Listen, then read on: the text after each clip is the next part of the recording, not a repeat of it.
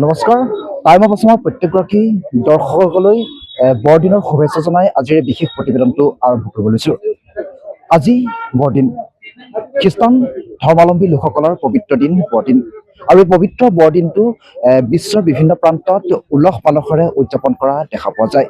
যিহেতু আজি যীশুৰ জন্মদিন, আৰু এই জন্মদিনটো খ্ৰীষ্টান ধৰ্মাৱলম্বী লোকসকলে উলহ মালহেৰে উদযাপন কৰা দেখা পোৱা যায়। আৰু মই যিহেতু যোৰহাটত উপস্থিত আছোঁ, আৰু যোৰহাটৰ যি সামগ্ৰিক পৰিৱেশ, সেই সামগ্ৰিক পৰিৱেশ মই কেমেৰা পাৰ্চন সতীৰ্থক দেখাবলৈ অনুৰোধ জনাইছোঁ। বৰপেটা বাপ্তিষ্ট মণ্ডলীৰ উপস্থিত আছোঁহি, আৰু এই উপস্থিত থকা আটক ধুনীয়াকৈ সজাই পৰাই তুলিছে। যিহেতু আজি খ্ৰীষ্টান ধৰ্মাৱলম্বী লোকসকলৰ পবিত্ৰ বৰদিন, আৰু এই পবিত্ৰ বৰদিনটি অতি উলহ মালহেৰে উদযাপন কৰা দেখা পোৱা গৈছে।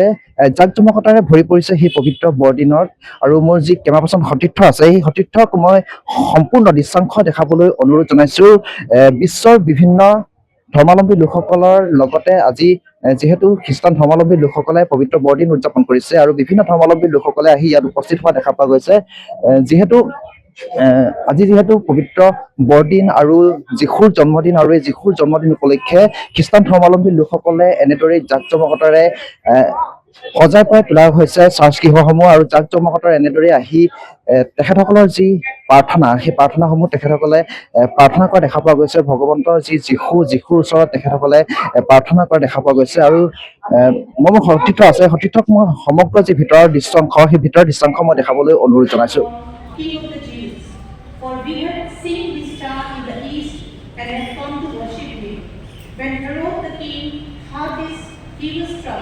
যিহেতু পবিত্ৰ বৰদিনৰ দিনা যিহেতু আমাৰ লগত উদ্যোক্তা উপস্থিত আছে, আমি তেখেতসকলৰ পৰা কিছু কথা জানিবলৈ চেষ্টা কৰিম। প্ৰথমতে আপোনালোকক পবিত্ৰ বৰদিনৰ শুভেচ্ছা জ্ঞাপন কৰিলোঁ।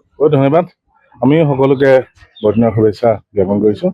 আৰু যীশুখ্ৰীষ্টৰ যি প্ৰেমৰ যি বাণী আছিলে, যি শান্তিৰ আমাৰ বাৰ্তা আছিলে, তেখেতে সকলোৱে যাতে আমি এই কথাটো অৰ্থপূৰ্ণভাৱে বুজি পাওঁ আৰু আমাৰ অন্তৰত অনুধাৱন কৰিব পাৰোঁ।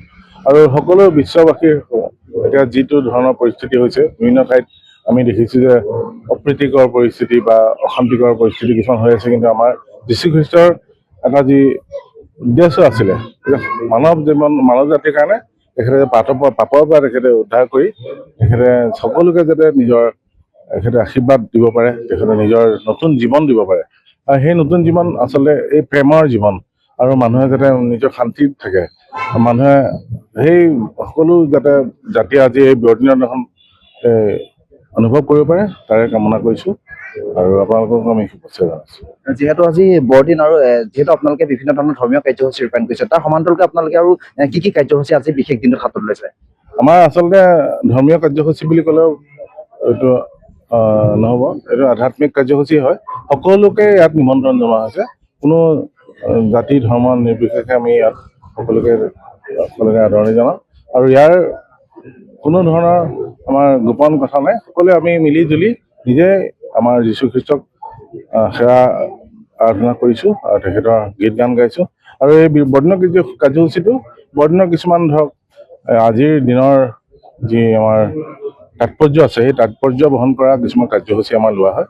তেনেকৈ নাটক, এই কিমান 2025 বৰ্ষৰ আগত তেখেতে যি জন্মগ্ৰহণ কৰিছিলে, তাৰ এটা নাটক, আকৌ সেই ঐতিহাসিক দিনটোৰ যিখিনি ধৰক ঐতিহ্য আছে, সেইখিনি আমাৰ ইতিহাসত পোৱা, আমি ইতিহাসৰ কিছুমান দিৱস আমি ইয়াত উদযাপন কৰোঁ।